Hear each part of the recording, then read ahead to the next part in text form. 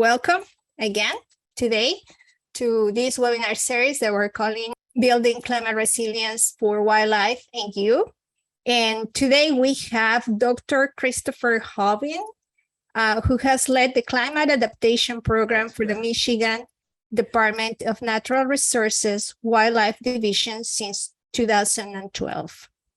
As an ecologist and systems thinker, he seeks to connect and reconnect social and ecological networks through plans, presentations, papers, and decision support tools that foster learning in a rapidly changing world.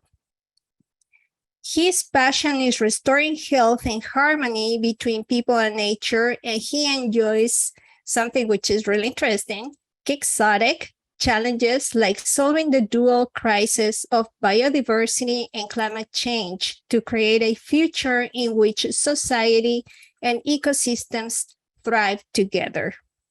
He has a master's degree in wildlife ecology from the University of Maine and a PhD in fisheries and wildlife from Michigan State University. Dr. Hoving serves on numerous regional and national climate initiatives, including past chair of the Wildlife Society's Climate Change and Wildlife Working Group and current chair of the Michigan Climate Coalition. So it's truly an honor to have Dr. Hoving joining us today with all this great experience. So we look forward to his presentation. And Chris, the floor is yours. Okay. Thank you, Rebecca. And it's, I must say, it's very strange hearing me introduced as Dr. Hoving. I got my PhD in 2021, so it's still like sinking in, but it's kind of fun. So I've been, interested, not just interested, I've been passionate about native plant gardening and pollinators for about 20 years. My first job with the DNR here in Michigan was as a private lands biologist, helping private landowners manage habitat for pollinators on their properties. And so my responsibility was helping them, grow these plants, helping restore native communities. And to do that, I felt like I need to be able to see these plants and know these plants, see them in my own garden. And so I started planting them, and I just fell in love with it. And at this point, I'm one of those people who has a yard that is mostly native plants. I've got a few small spots where there's grass growing, but I'm one of those folks. So it's great to be here today. I'm going to be talking specifically about one particular pollinator, the Karner blue butterfly. This was one of the species that I worked on 20 years ago as a private landowner or as a private land specialist. And then I did some work with them when I took my new job as an endangered species coordinator, and then continued doing work with this species when I started working on climate change in 2012. So it's been something that I've been working on for a long time. I also want to point out that this slide deck has two authors. I'll be presenting today. My name's Chris, but Gregor Scherman, Dr. Scherman with the National Park Service, who I collaborate a lot with this species and with this framework. He is also one of the co-authors on this. And so you'll see as we go through the presentation, some of the slides will have the DNR logo down there on the bottom right. Some of the slides will have a National Park Service logo down on the lower left, so you can sort of see whose slides, whose ideas we're working with at any one time. So with that, we'll jump into an overview. So this is an outline of the talk. This is sort of where we're going to be going. The talk is somewhat sort of a circular or a loop pattern. So we'll talk about Karner blue butterflies, what they are as a species, and sort of their life history. And then we'll talk about that species in relation to climate change. Then we'll talk about, sort of zoom out from Karner blue butterflies and talk about species, climate change, and transformation. And then we'll focus in on this resist, accept, direct framework as a way of sort of grappling with this idea of ecological transformation, climate change. And then we'll jump back into, we'll sort of come full circle and talk about how this resist, accept, direct framework, what it looks like, how it's relevant to Karner blue butterflies. We use that as a case study. So that's the loop that we'll be going in today with this talk. So to introduce the, one of my favorite species, the Karner blue butterfly, I have two headlines here. This is a headline from a publication in the Great Lakes region, and just talks about how, this is an article about Karner blue butterflies, and talks about how this butterfly sort of leads the way in conservation of climate sensitive species. A lot of people, when they think about climate change, think about a climate change species, they might think of polar bears or snowshoe hares. But for us here in the Great Lakes, it's really this Karner blue butterfly that we're most worried about and we're most focused on. It's sort of an example of what's happening to other species. This is another article. This one is a satire article. So this is humor. You can see there, this is the article from The Onion. But Karner blue butterflies get a lot of press, not just within the Great Lakes, but nationwide.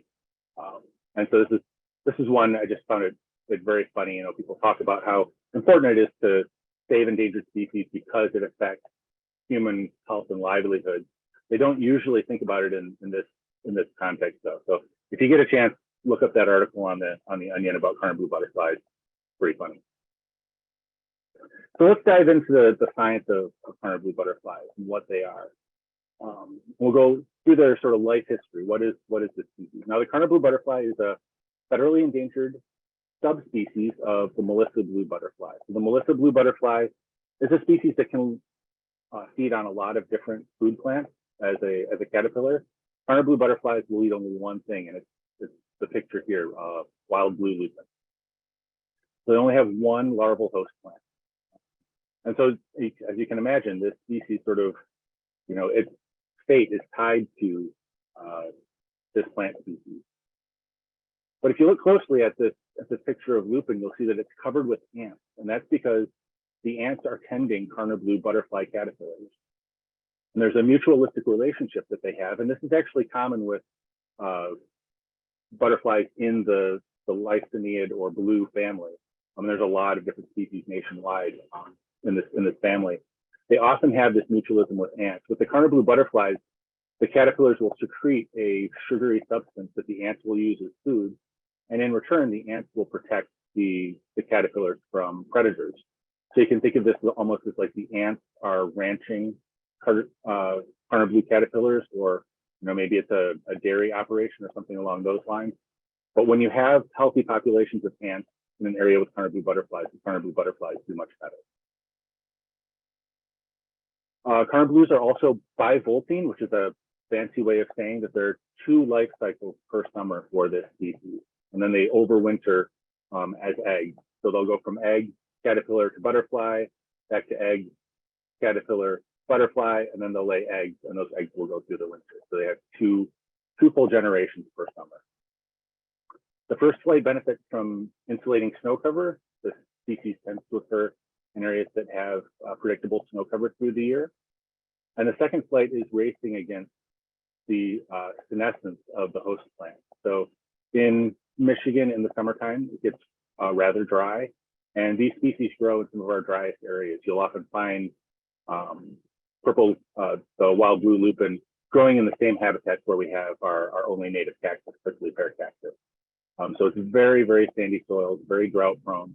And these plants will wilt and basically go dormant at some point midsummer as it gets drier and drier in these habitats. And so the Karner blue butterflies are always racing that seasonal drought and trying to get those 2 full generations in before all of the food plants go dormant until the next year. There's been a tremendous loss of oak savanna habitat, and oak savanna is something that's halfway between a grassland and a forest.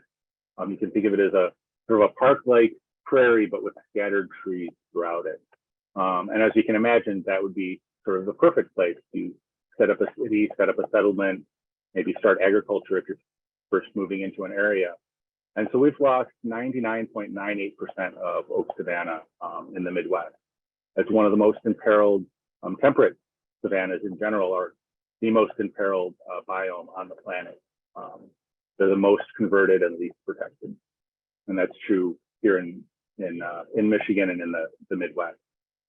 And so this species is something of a flagship for one of our rarest ecosystems. And each of these habitats, these areas are disjunct and isolated populations. So the Karner blue butterflies that occur in southern Michigan occur hundreds of miles away from the next patch where Karner blue butterflies exist. So they exist in these isolated subpopulations, and they've probably been isolated since the Ice Age. The savannas that we have they're surrounded by forest in general, at least here in Michigan. Here's a picture of the Karner blue butterfly. It's very small, very cute little butterfly. Here you can see it doing what's called puddling on the finger of one of my colleagues. I took this picture. Just as a sort of side bit of trivia, butterflies in general are eating sugary sweets all day. That's really what they live on is nectar. They get some vitamins through the nectar, but it's mostly just sugar. And so they're always starved for minerals. And if you lick your finger on a hot, dry day where there are a lot of butterflies, and you hold your finger out close to the butterflies and try to do it without scaring them, sometimes the butterflies will come and land on your finger and try to get the minerals off of your sweat. It's a lot of fun. Most of the time it doesn't work, but that one time in 10 or one time in 100 when it does, it's very satisfying, a lot of fun. So here's a map of the range of wild blue lupin and of Karner blue butterflies. So the lupin is in the sort of purplish color, and you can see it ranges from Minnesota all the way to the East Coast. And then lupin also exists down through the Appalachian mountain chain. Karner blue butterflies, though, are just in this really narrow band, narrow north-south, wide east-west from Minnesota all the way to New Hampshire. You can see their historical distribution in light blue, and then the hatch mark for their current distribution. Most of the populations, extant populations, are in Wisconsin and Michigan, although there are some very large and thriving populations in upstate New York. So we've been worried about climate change because this species exists in that sort of narrow north-south band. If the climate changes a lot, you could very easily move the climate out of the area where the butterflies are adjusted to it. And so we've been worried about it. And in about 10 years ago, the USGS, US Geological Survey, got a $2 million research project to study Karner blue butterflies and climate change. And they focused that in Indiana Dunes. Indiana Dunes is a national park located on the southern shore of Lake Michigan in northern Indiana. And it's also the southernmost population of Karner blue butterflies, or it was at the time.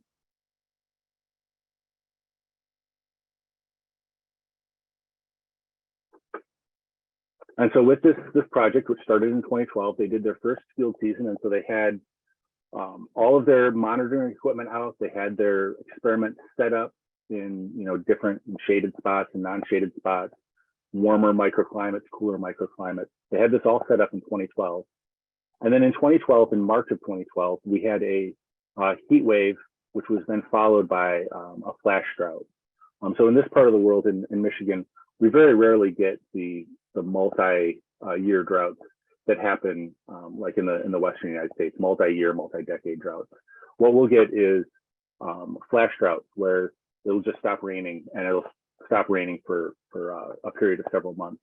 And those have a lot of impacts you can imagine on ecosystems that are normally very humid and used to regular rainfall.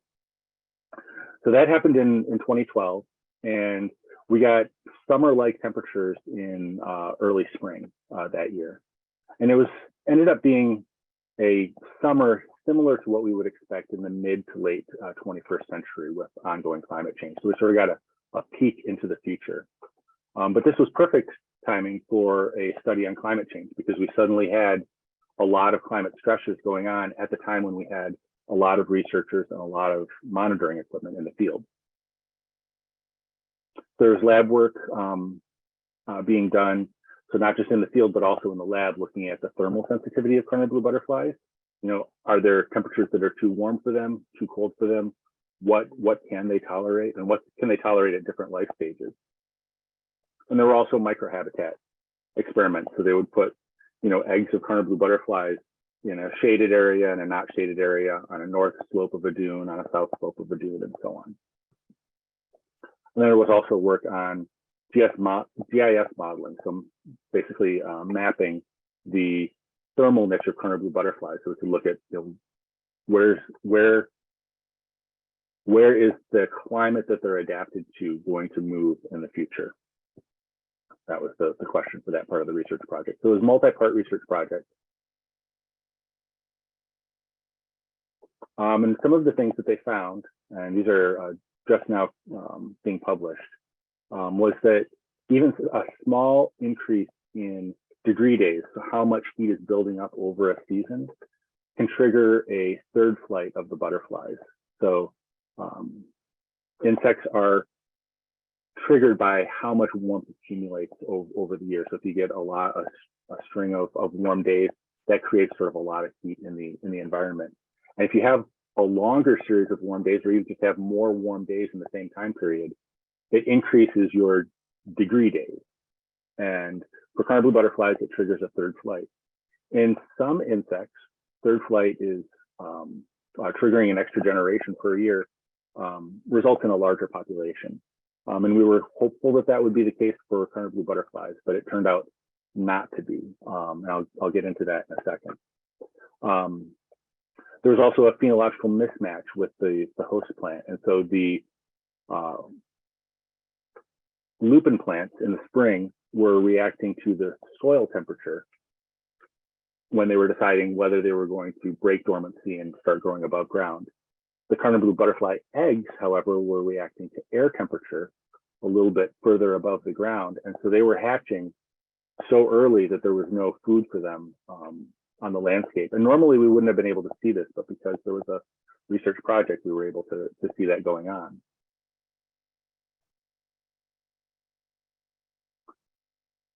And then with the GIS maps, you can start to see that the range maps start to spread apart. So I want to go back real quick to this third flight. Part of the reason the third flight is a problem for Karner blue butterflies is they have that race against the senescence of their food plant, the lupin. So the lupin will go dormant in July. If they have a third flight and those butterflies hatch in August, there's really very little food on the landscape for those butterflies. And so a third flight for this species is actually pretty disastrous, because the larvae generally are going to come out into an environment that doesn't have any food for them. And if the heat happens too soon or too rapidly, you can also get that same experience. Karner blue butterflies hatching, caterpillars hatching into a landscape that doesn't have any food for them yet. So if we look at sort of futures, looking at where does the ideal climate for Karner blue butterflies, where does that move in the future? And you can sort of look at these maps as going from top to bottom. So this top map is from the 2030s. The black dots are areas where Karner blue butterflies currently exist. And if we looked at it for, say, the 2000s or maybe the 1970s, you would see this green would overlap perfectly with the green area of the perfect climate would overlap with the area where the butterflies are. But in the 2030s, things have warmed up, and the climate for butterflies has actually moved north of where the butterflies are predicted to be. And it just moves further north as you get to the 2050s and then the 2080s. And so the ideal temperature regime for these species, temperature and precipitation regime, really moves out of their range. They're either going to have to rapidly evolve in place, they're going to have to be moved to match their climate, or they're in danger of going extinct. So yeah, there's very little overlap. Even with the 2030s predicted climate, there's not a lot of overlap with what the species evolved to over the last 10,000 years. And then I think I'm going to skip over this, but if you change how you look at the climate for the butterflies, it can actually change which directions or where on the map the climates go, especially if you get out into the 2050s and 2080s. And so that's research need that we have for this species. So we looked at this map earlier of the Karner blue butterfly range. Unfortunately, after 2012, we only saw one butterfly in 2013 in Indiana dunes. And so this was one of our largest Karner blue butterfly populations prior to that time. And then with that heat wave, we pretty much lost the population. So there was one butterfly seen in 2013, and we haven't seen any since then.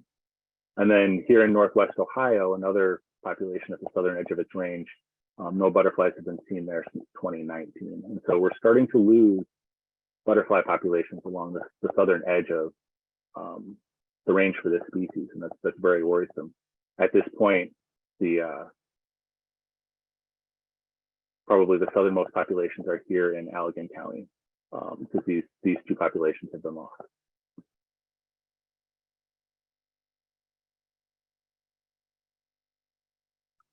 So it's not looking good for Karner blue butterflies, especially if we don't do anything proactively to help this species. But it's not just about Karner blue butterflies. And this is sort of where I sort of start expanding the discussion to some of these other species. Here in Michigan, we did a vulnerability analysis of our species of greatest conservation needs. So those would be all of our endangered species at the state level and all of our species that we think are heading towards being endangered. We want to keep off the endangered species list.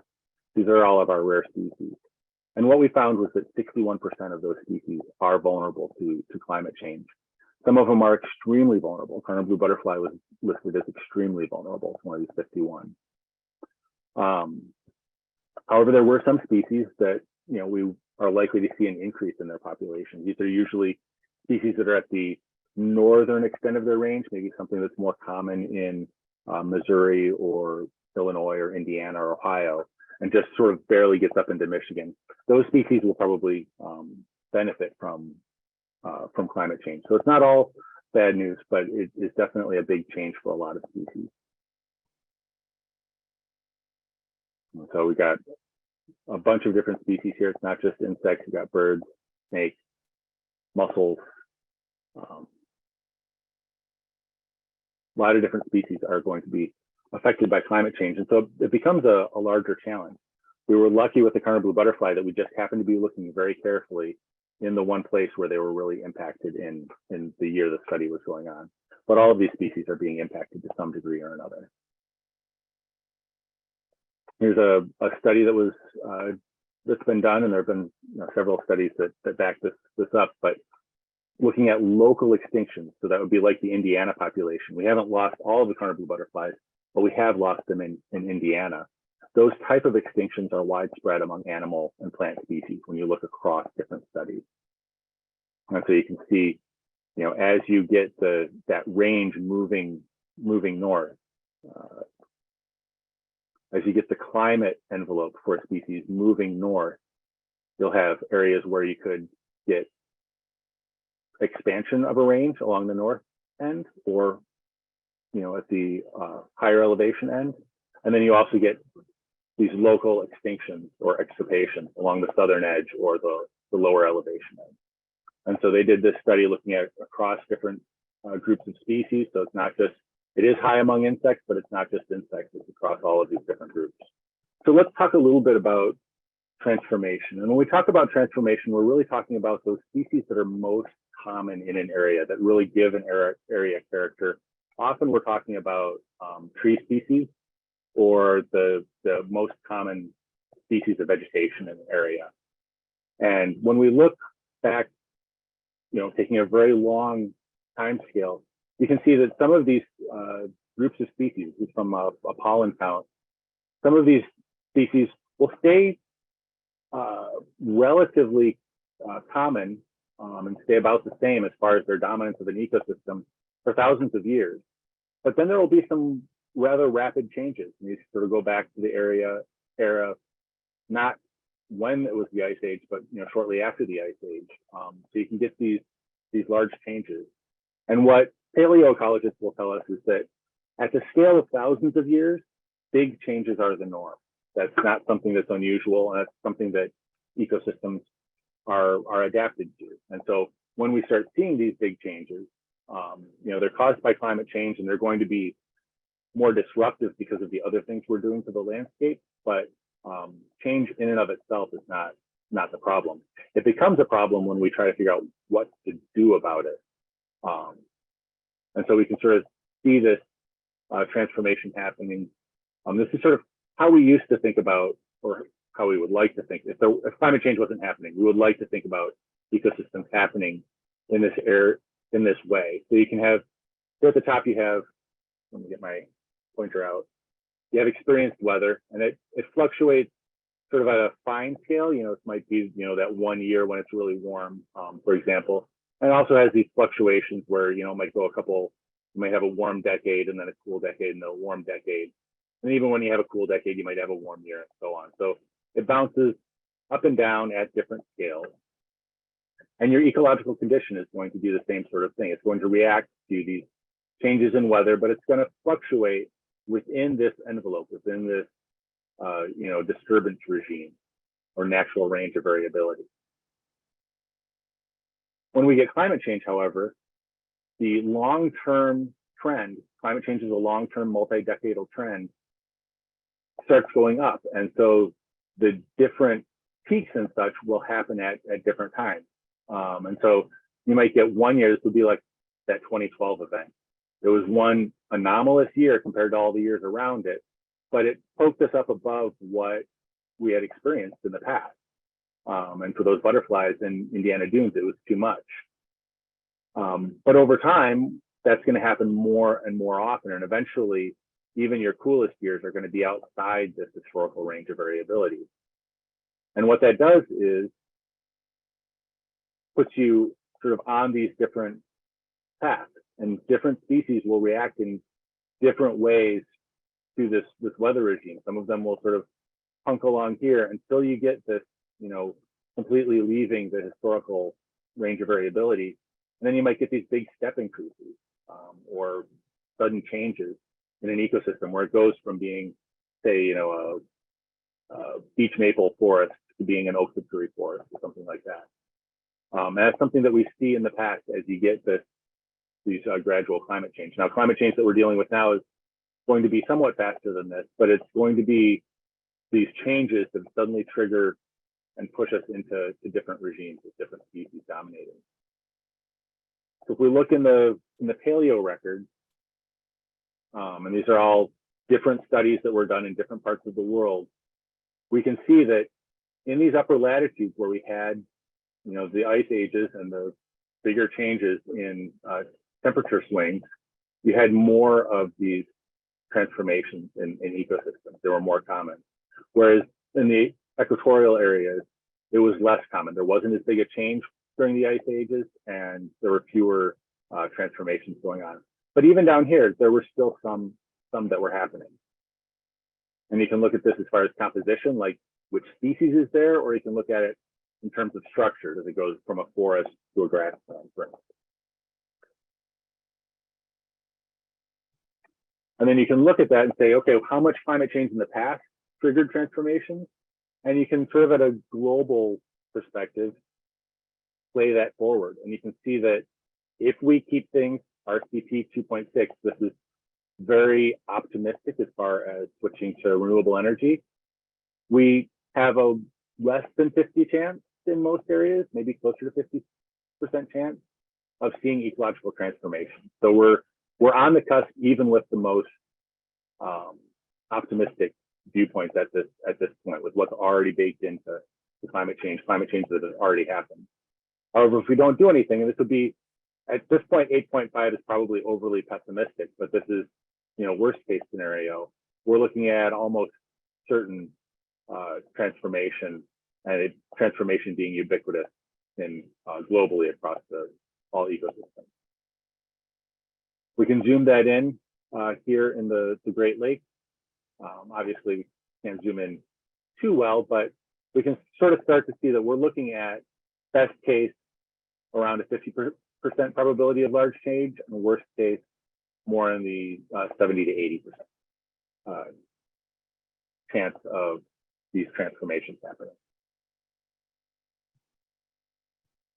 And so there have been a lot of conservationists who have been looking at this and going, well, what do we do with that from a pragmatic standpoint, knowing that this is a risk that's out there?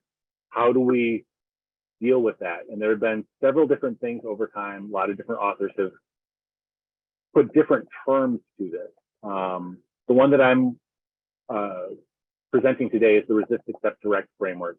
That's something that the Wildlife Society and American Fisheries Society working group sort of put forth as the best language to describe this. So that's the one that I'm doing. But just know there are a lot of folks who are thinking of the similar concept with slightly different wording. You might see slightly different wording with the same idea. So the Resist, Accept, Direct framework is a pragmatic way for conservationists to think about climate change and effects on an ecosystem, and then how they react to it. So one approach would be, say, to resist. And this is what most of us do conservation-wise. When we try to restore an area to what it was 100 years ago, we're trying to resist the effects of climate change and resist the effects of other human stressors on that ecosystem. And so, I always say resist is great. It's going to be the default, and it's important work to do, especially in areas where these other options aren't really an option. Over a lot of the landscape, however, we're not going to be resisting. When we do ecological restoration, try to restore an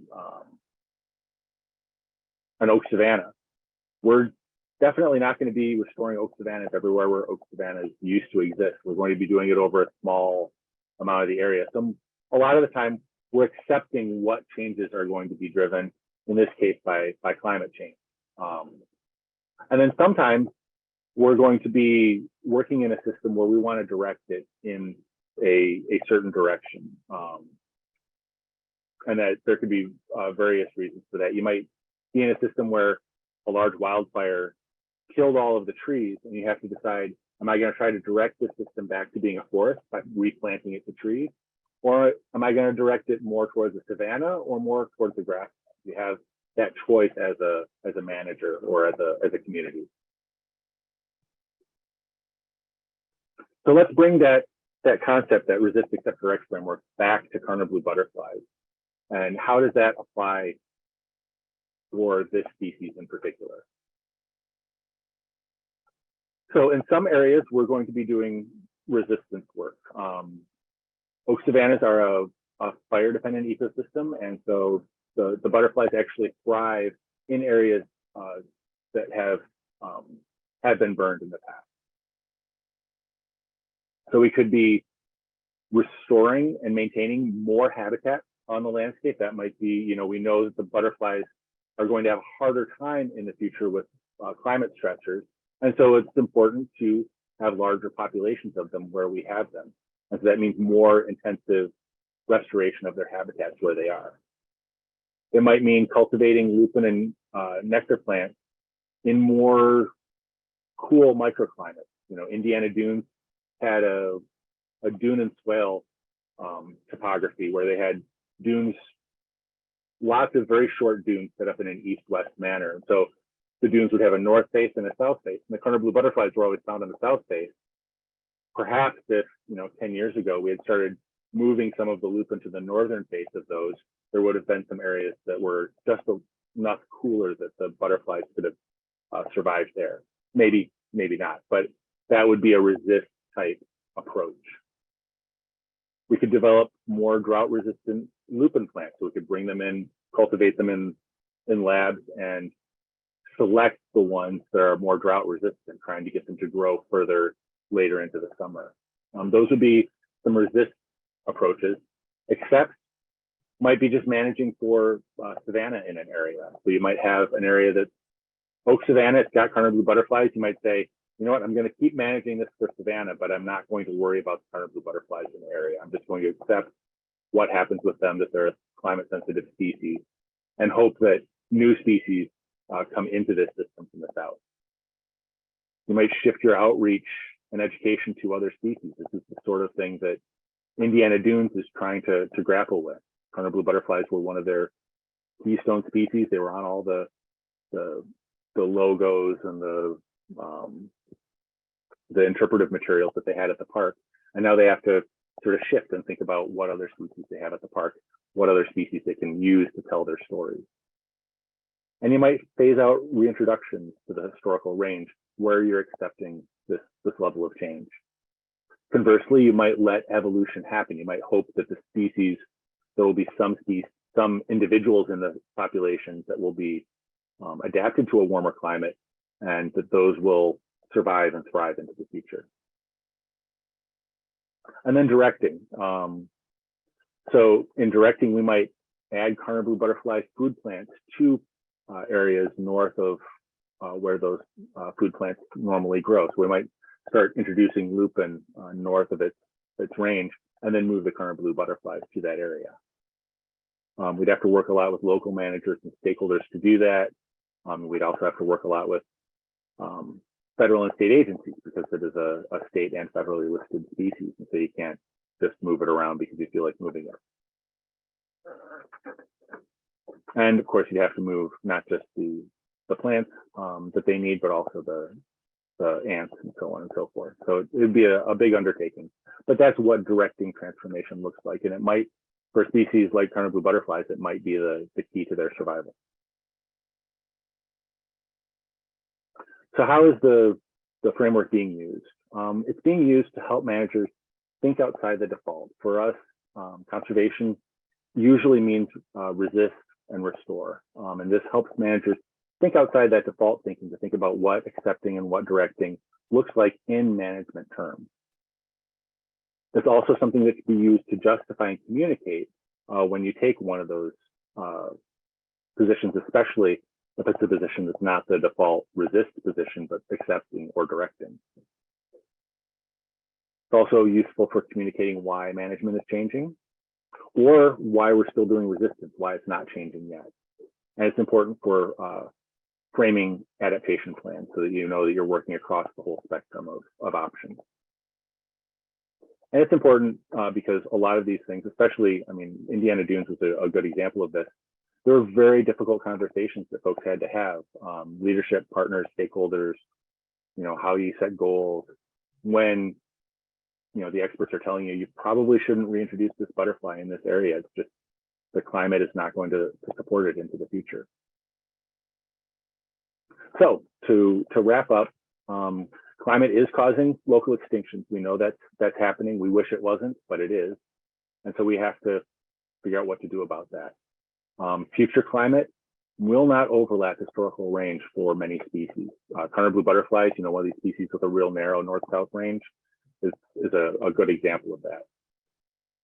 Climate has driven ecological transformations in the past, and it's driving them now. It's happening in many parts of the world in current time. And there are different adaptation typologies that we can use. We can resist those changes, we can accept the changes, or we can try to direct the changes in a way that meets our conservation goals.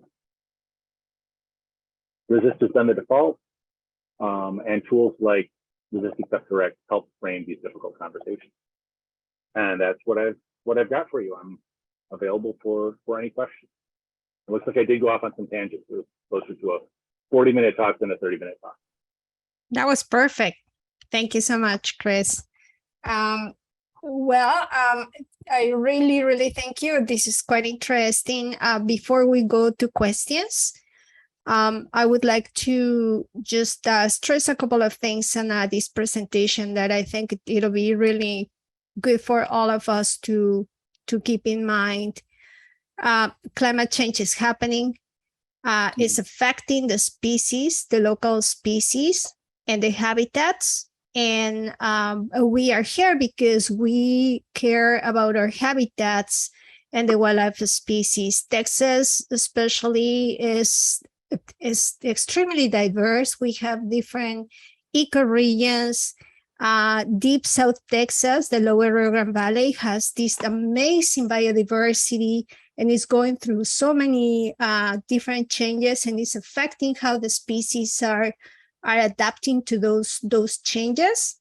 And with some of you were working on habitat restoration in the area, trying to use native plants and trying to resist somehow those changes and help those species to adapt. So we are already working on trying to help all those species to adapt to climate change. But Chris was also talking about the other approaches, which are just accepting the change and letting our ecosystems to change as climate change is changing. But there are other things that we need to take into account there, and it's the fact that we need to accept that some of those species that are amazing and some endemic, we just find them in very specific places, might disappear.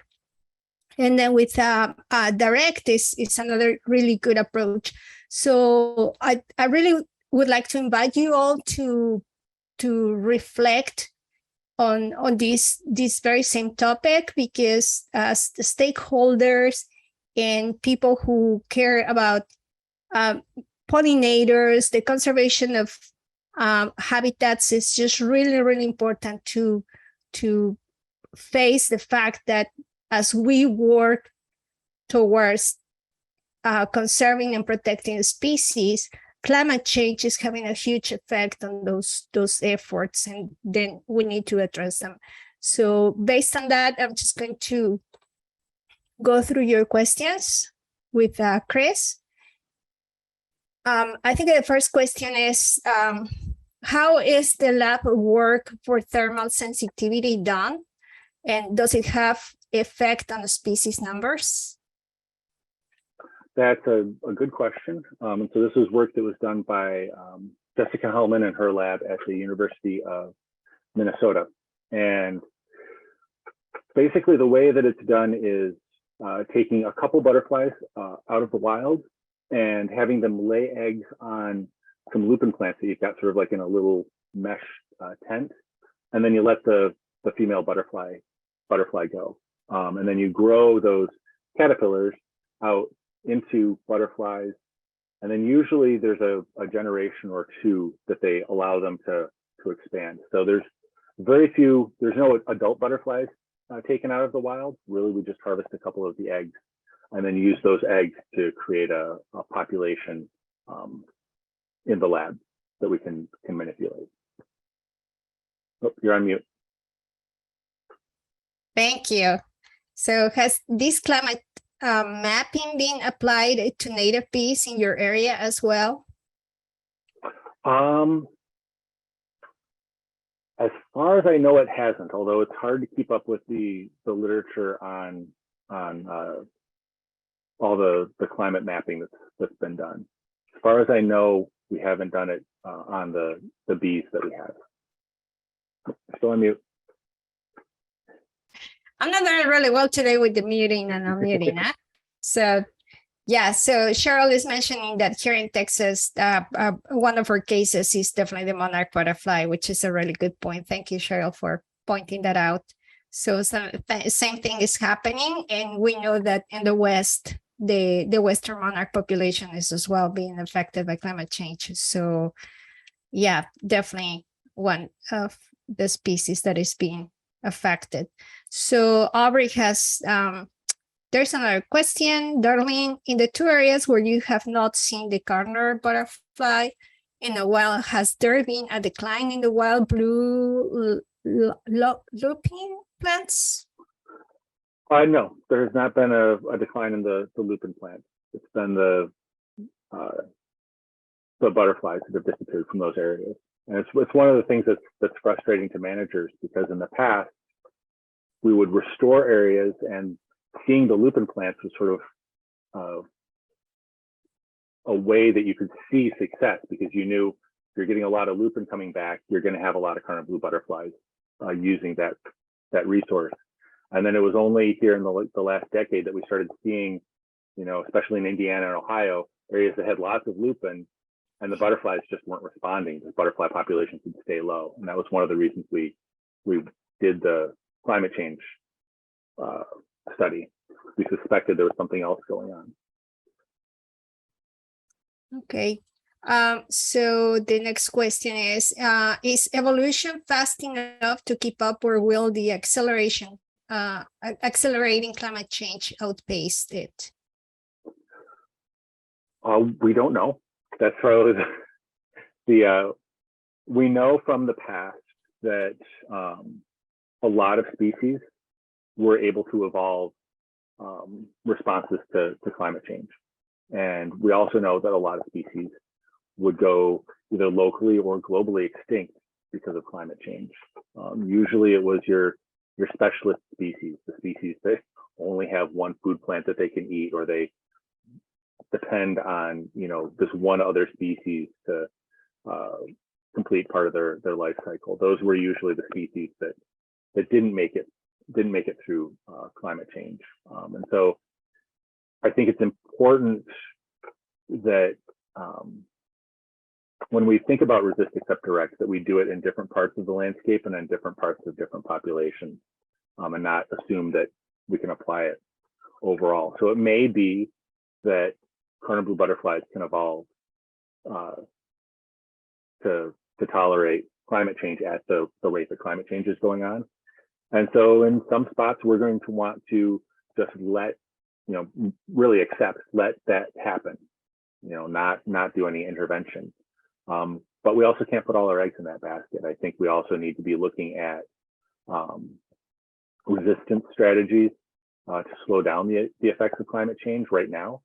And then also looking at transformation, probably creating oak savannas to the north of areas where oak savannas have existed, and then moving the butterflies there. Probably doing the same sort of, we've actually moved the butterflies. We moved the butterflies to Ohio. We've moved them around in New Hampshire and New York as well. So we've got a pretty good protocol, and folks with zoos who understand how to harvest the eggs without harming the adult butterflies, and then grow them out for a generation or two in the zoo, and then release a large number into an area. And usually if you can release them 4 or 5 years in a row, you can establish a population in a new area. Yeah, it's definitely a very complex topic, and I think it goes the strategies go from or vary from species to species, right? And right. There are a lot of things that we need to take into account as well. And please note, Chris is talking about collecting eggs, bringing them to a specific place where there are professional people raising those butterflies and then releasing them to the wild again. So This is just very different to just bringing some eggs at home and trying to raise them on our own. So very different story. And when it's an endangered species, it's illegal to handle them. There you go. Like that, unless you have a permit. Thank you for mentioning that. So Jane has a very interesting question. When deciding what resist, adapt, direct strategies to use for a specific species, is the impact on other intersecting species, for instance, the ants that are in symbiotic relationship with the Karner blue butterflies, considered? Yes, and that's where it gets really complicated. So there's been some work done on Karner blue butterfly and moving the lupin and the ants to new areas. And what they find is that there's a very real risk to some species that require very low nutrient areas, barren plants, in the areas where you would want to move the butterflies to those areas. And so they recommend that you be very careful in which areas you choose to put lupin in.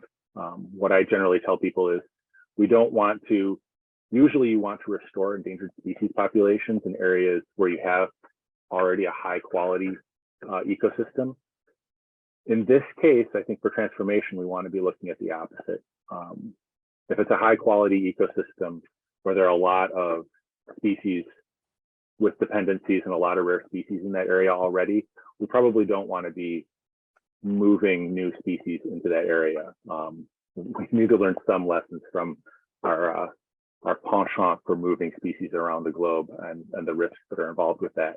But at the same time, when we're directing, when we're changing things, we are accepting that change is going to happen. So we probably want to move them to areas that are isolated, probably already somewhat degraded, and sort of do the restoration from that perspective, and also be ready to, pull the plug if something looks like it's going to be problematic or invasive. Very interesting. So, and Nancy has a question as well. Have there been any new populations of the Karner blue butterfly found anywhere? So there were some new populations of the Karner blue butterfly found in northern Wisconsin. They were within the dispersal distance, so a mile or two of historical populations. So they haven't moved very far. And this is a species that at max, it would be able to move maybe 2 miles a year, which is not fast enough to keep up with the rate that climate change is going on. But we are seeing some range expansion. I think even more common, we're seeing populations in the northern edge of the range that used to be marginal, used to be small, used to wink in and out a lot more. Those are now our more robust populations. Those populations are thriving up at the northern edge.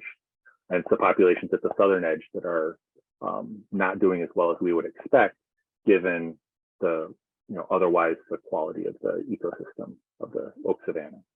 So could we say that they are kind of moving up north as climate change is changing?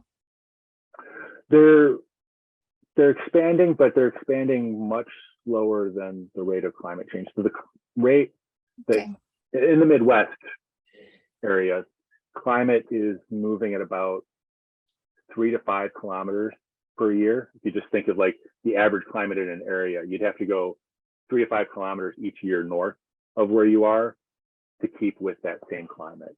Karner blue butterflies are not moving at that pace. And even if they did, they're going to run into areas that are a different kind of forest that don't have the soil to support it. So it's one of the species that we're probably going to have to move ourselves if it's going to thrive. Other species, armadillos are another favorite species of mine that I like to tell people about, or opossums. Those are species that are moving faster or as fast as the climate is moving. They're very mobile species. They have a lot of babies. And so we see armadillo populations and possum populations keeping right up with that and expanding to the north. We've even had some sightings of armadillos here in Michigan. So that's how far. They aren't breeding in Michigan yet. They're breeding in Illinois. But that's how far north they've got.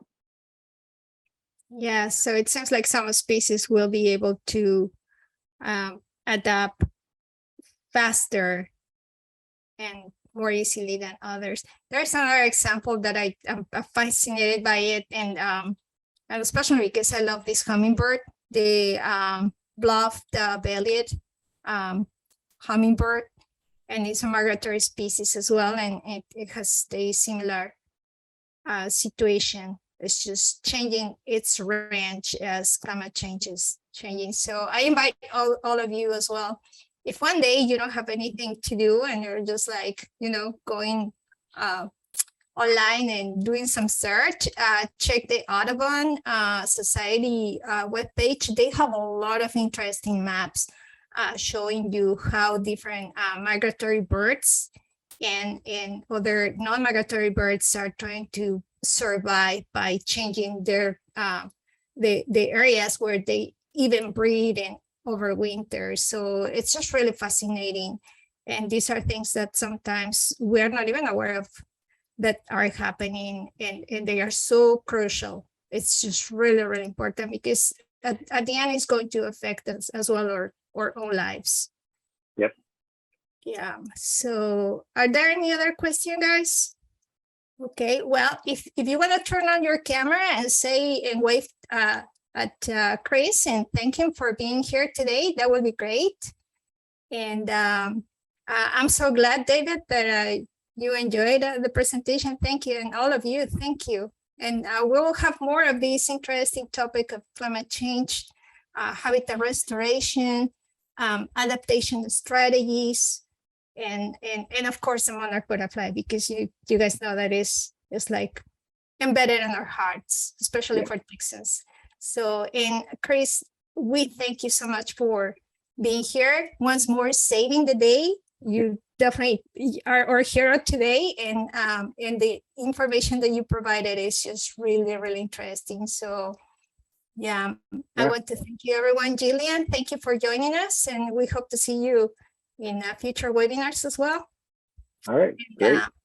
Thank you so much, everyone. Sarai, so great seeing you here. Welcome. And everyone, Jane, Darlene, everyone. Thank you so much. You guys take care. Have a good weekend. Thank you, you too. Bye-bye.